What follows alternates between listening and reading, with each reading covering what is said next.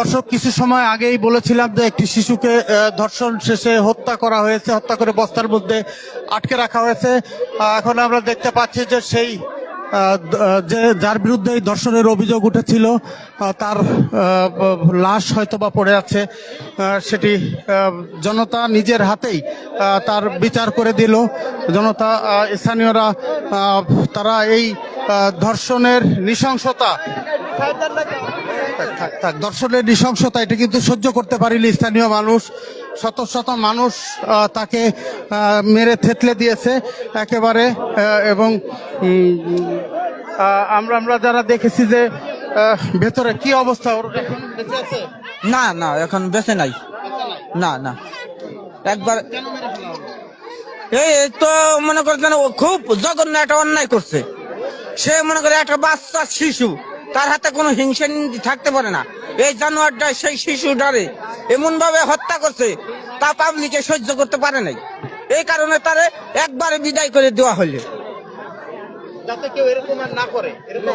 এরকম যাতে আর কেউ না করে, সেই কাজটা করে দেওয়া হইলো রে। তো খুবই অন্যায় করছে। হ্যাঁ, খুব অন্যায় করছে। অন্যায় করে তো সাদা পাইলো, যে অন্যায় করছে এই অন্যায় সে সাদা বলে যাতে করে দেবে মারা ধরা হইলো, যাতে এরকম যাতে কেউ না করে, ওর দেয়া সবাই যাতে হেদায়ত হয়ে যায়। হ্যাঁ হ্যাঁ হ্যাঁ, এরকম সব মালিক এরকম শাস্তি হবে।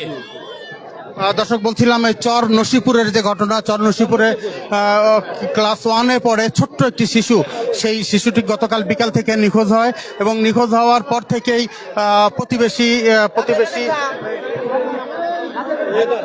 প্রতিবেশী হায়দারের বাড়িতে তার লাশ আজকে সন্ধ্যায় এসে পুলিশ খুঁজে পায় বা উদ্ধার করে, লাশ উদ্ধার করে। কিন্তু এই খবর পেয়ে শত শত মানুষ, গ্রামের শত শত মানুষ তারা কিন্তু এখানে ছুটে এসেছে এবং এই দৃশ্য দেখে তারা সহ্য করতে পারেনি।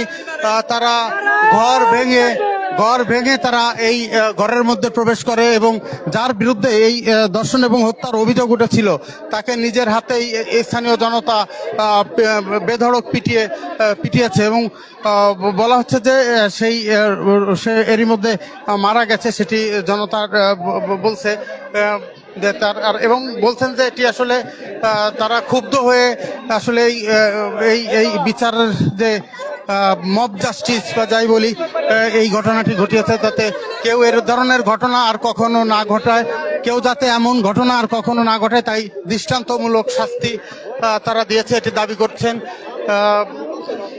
কিছু সময় আগেই কিন্তু এখানে পুলিশ চেষ্টা করেছে অনেক তাকে রক্ষা করবার, কিন্তু পারেনি। পুলিশের ব্যারিকেড ভেঙেই কিন্তু স্থানীয় জনতা শেষ পর্যন্ত এই যে হায়দার তার উপরে হামলা চালায়। গাছবাড়ি দৌলত দিয়ে এই পাশে তুলে দিয়ে ঘাট এ পাশে যে 250 বেড 1400 তন্ন করে খুঁজছি, কোথাও পাই নাই। তারপরে যে পুলিশ আসার পর তারপরে অনুযায়ী তাদের সহযোগিতায় ইনশাল্লাহ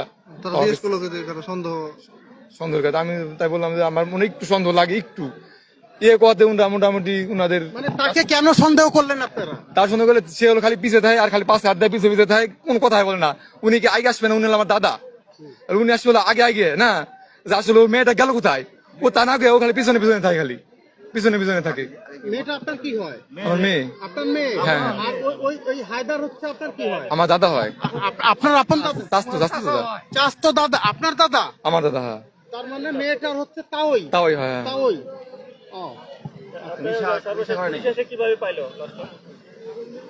পুলিশ আসে, তারপরে ঘরের ভিতরে যায় খুঁজতে বস্তার ভিতরে পেয়ে গেছে।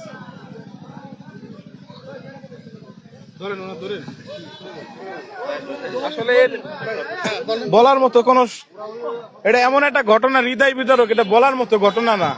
কারণ এই মানুষটা আসলে ছিল পরিবার ছাড়া একটা সময়। আর আমরা শুনছি ইতিপূর্বে, মানে বাপ দাদাদের কাছ থেকে শুনছি, এই লোকটা একটা পশুর মতো ছিল, আগেও খুনি ছিল। কিন্তু ওনারে দিয়ে আমরা বিন্দুমাত্র সন্দেহ করি না। কেন? ছোট একটা বাচ্চা মানুষের সাথে মিশে থাকে, মানুষের তো পরিবর্তন হয়। তো ওনার সাথে আমরা আজকেও কথা বলছি যে জিজ্ঞাসা করছি, আমাদের দোকান আছে গেছিল, আমি বললাম যে ভাই কি অবস্থা, তো উনি বলতেছে এই অবস্থায় ভাল লাগে নাকি কেমন কি। তখনই মানে মানুষের ভিতরে একটা সন্দেহের সৃষ্টি হয়েছে যে আসলে একটা মানুষ সবাই যখন মানে আহাজারি পুরো এলাকা জুড়ে আহাজারি দেয়, যখন এটা খবর শুনতে একটা সন্তান যখন মানুষের হারাই যায়, একটা সন্তান যখন মানে বাড়িতে থাকে না, একটা বাবা মার কি অবস্থা হয় সেটা বুঝেন। আমরা সকালবেলা মাইকিং করার চেষ্টা করছি, যতটুকু সম্ভব চেষ্টা করছি, পরে কোনোভাবেই কোনো সন্ধান হইতেছে না। মানুষের একটাই সন্দেহ, হয় পানিতে পড়তে পারে ছোট বাচ্চা, আর না হলে কারো হাতে পড়ে গেছে ছিনতাইকারী বা এমন কিছু হতে পারে, আমাদের ধারণা ছিল। কিন্তু আমরা জানি না যে ঘরের ভিতরে এই পশু থাইকা এই পশুটা এই বাচ্চাটার সাথে কি নির্মম আচরণ করছে আমরা জানি না, কারণ তার কোনো ওয়াইফ ছিল না, কিছু ছিল না, আমরা জানি না তার সাথে দর্শন করতে কিনা। কিন্তু আমরা এইটুকুনতে খুব খুশি, আল্লাহ তাআলার যে একটা বিচার আছে যে দর্শন করছে তার শাস্তি মৃত্যুদণ্ড, আজকে এলাকাবাসী তার উপযুক্ত শাস্তি দিচ্ছে, আমরা সকলে খুশি এবং ধন্যবাদ জানাতে চাই প্রশাসনকে।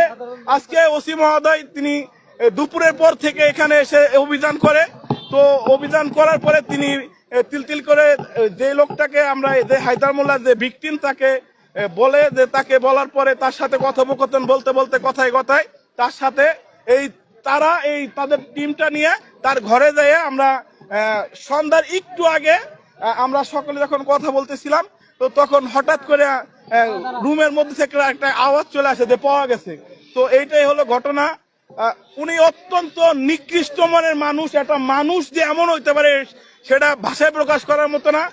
আমি এই কথা থেকে বলতে চাই যে আপনারা সকলেই যে দৃষ্টান্তমূলক শাস্তিটা দেখলেন, আপনারা সকলে যদি কারো মনে কোনো এরকম নিকারজনক চিন্তা চেতনা থেকে থাকে, আপনারা এগুলা থেকে দূরে আসুন এবং আমরা সকলে যাতে ভালো থাকতে পারি